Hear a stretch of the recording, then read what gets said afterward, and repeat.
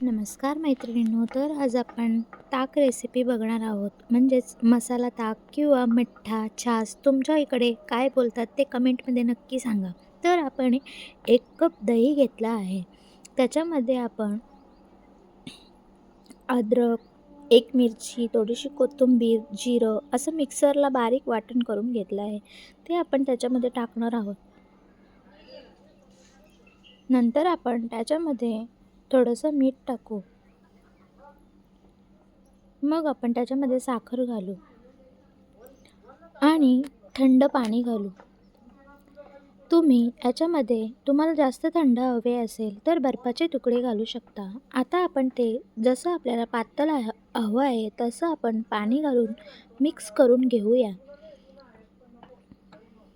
छान असं सगळं एकजीव आणि मिक्स करायचं आहे. छान आपलं दही त्याच्यामध्ये मिक्स झालं पाहिजे.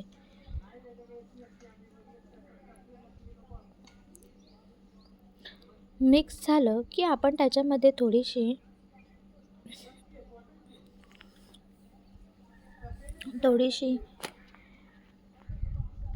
मिरी मिरीपूड घालायची आहे. अगदी चिमूटभर घालायचे आहे.